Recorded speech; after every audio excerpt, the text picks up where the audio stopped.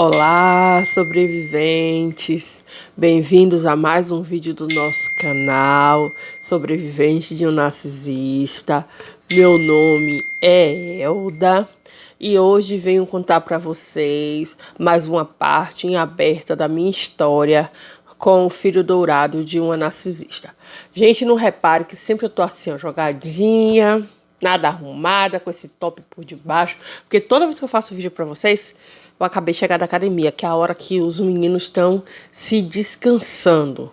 O meu mais velho chegou da escola, já almoçou, já foi dormir um pouquinho, o pequeno também.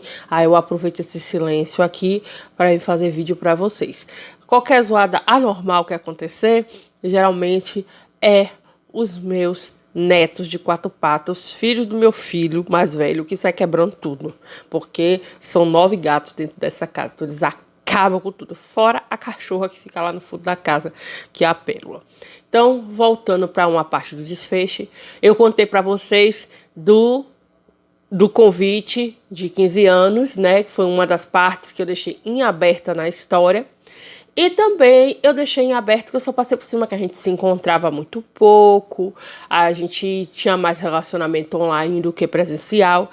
E nos relacionamentos presenciais que a gente tinha, quando era eu e ele, logo nos primeiros encontros, a gente ia sempre a cinemas, a bons shoppings, né? Quer dizer, a boas praças de alimentação no shopping, a bons restaurantes dentro dessas praças de alimentação. A gente saía para a livraria, porque eu gosto muito de livros também. A gente saía para comer, a gente ia para cinema, assistir filmes bons, principalmente nas salas do Cinemark, né, no Shopping Salvador. Então a gente ia para lugares legais. E no início também, né, quando a gente saía, que a gente começou até a se relacionar intimamente, a gente ia para hotéis mais ajeitadinho, né? Até quando o negócio ficou bem lá para baixo, que eu fui até pro hotel de vintão, viu? Ai, meu Deus, já me rebaixei a esse ponto. Mas a gente, quando ele ainda estava trabalhando, ele fazia questão de mostrar um status social que ele não tinha. Ele queria me mostrar que ele tinha uma certa condição. Mesmo eu desconfiando que não era bem assim, né? Porque uma pessoa que tinha condições andava de busão, né? Mas eu deixava me enganar pela minha cabeça. Também andava de busão, sempre fui uma pessoa muito simples. Aí, no nosso a primeira vez que a gente se relacionou, se eu entendesse mais ou menos sobre como é que eu posso dizer, filmes adultos, né, site de filmes adultos, eu já tinha matado a charada com aquela pessoa. Ele era uma pessoa extremamente pervertida naquela hora. Ele era extremamente, desde a primeira vez que a gente se relacionou intimamente, ele foi um cara extremamente pervertido.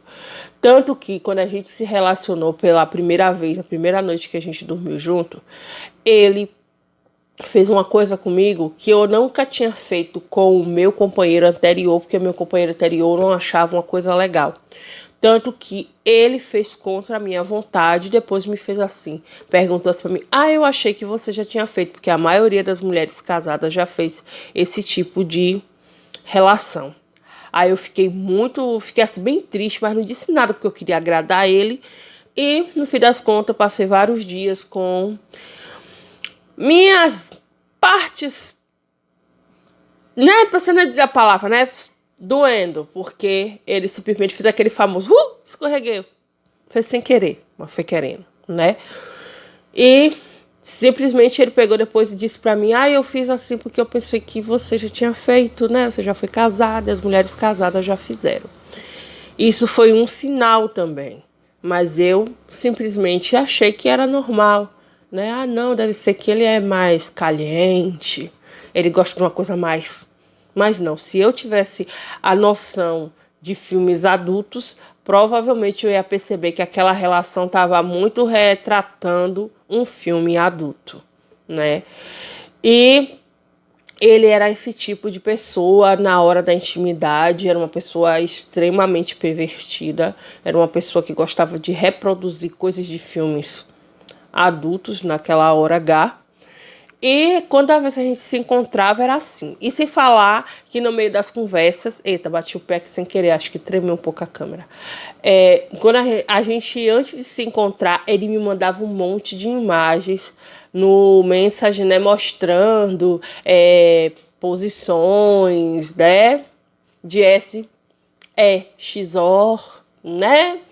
Kama Sutra, essas coisas assim, ele me mandava pra eu ver, aí dizia, bora tentar essa, princesa, poxa, será legal, ó, esse jeito aqui é muito legal de fazer, princesa, daquele jeito bem sutil, dizendo que era pra poder a gente ter mais intimidade, pra gente não ter um casamento muito frio, pra gente ter um casamento mais caliente, pra poder nosso casamento ir pra frente, né, porque ele disse que fazia muito parte da relação, a intimidade do casal, realmente faz parte de um casamento, mas não era aquele tipo de intimidade que ele queria uma coisa muito, que não era do meu feitio, não era do meu hábito, do meu costume de fazer, entendeu? Mas ele queria daquele jeito e eu, para agradá-lo, eu pegava e fazia. Aí muita gente ia perguntar, por que você fazia para agradar ele? Gente, quando a gente tá dentro de uma relação, a gente quer que dê certo. Principalmente eu que queria, porque queria casar no cartório, de papel passado, ter o nome do marido, porque era algo que eu queria construir a minha família, porque eu não tive família, infelizmente eu não tive família. Eu fui criada pelo meu pai de criação até uma certa idade da minha vida. O resto da minha vida eu fui criada dentro de instituição, eu fui criada dentro de orfanato, como o povo fala. Fui criada dentro de uma instituição de padres e de freiras, entendeu? Minha madrinha, que era uma das freiras, era uma mulher muito rigorosa e ela não estava errada não, eu também era uma adolescente difícil, também fui uma criança difícil, porque minha primeira infância foi regida por abusos físicos, né, da parte de um irmão meu de criação, né, que descia lá ripa em mim, que nem era meu irmão, é porque eu chamava a irmã do finado meu pai de mãe, mas ela é irmã do meu pai. O filho dela me pegava e me batia muito mesmo. Eu também passei por abusos infantis, que eu não preciso completar a palavra completa, né? Infelizmente, um velho nojento me tocou.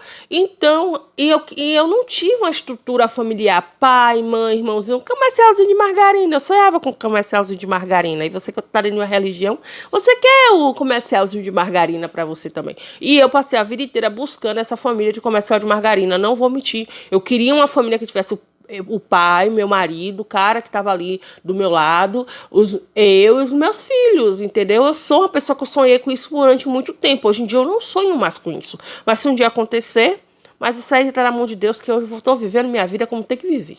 A verdade é essa. Mas eu sonhava com essa família de comercial de margarina. E ele se aproveitou desse sonho meu de sonhar com a família de comercial de margarina.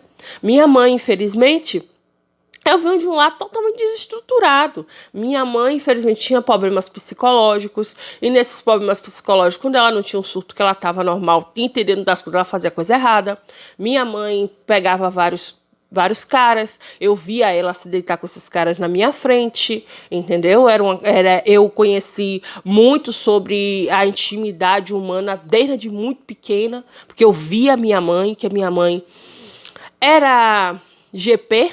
A palavra certa é essa, GP, porque todo mundo sabe que é GP. Minha mãe era uma GP.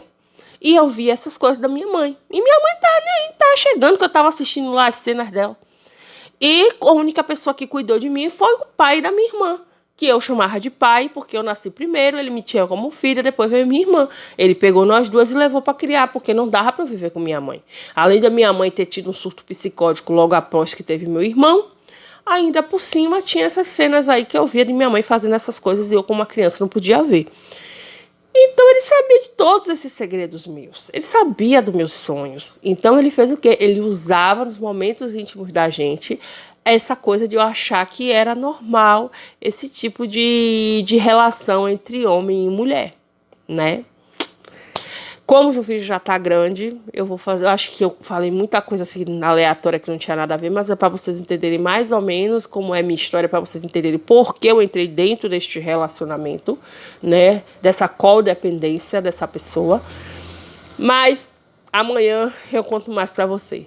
Muito obrigado, que vocês fiquem com Deus e mais uma vez eu digo para vocês, sobrevivente, vai ficar tudo bem. Se mantenha forte, que você vai conseguir sair dessa situação e você vai ter uma vida melhor. Porque isso é possível. Tchau, gente. Beijo e até a próxima.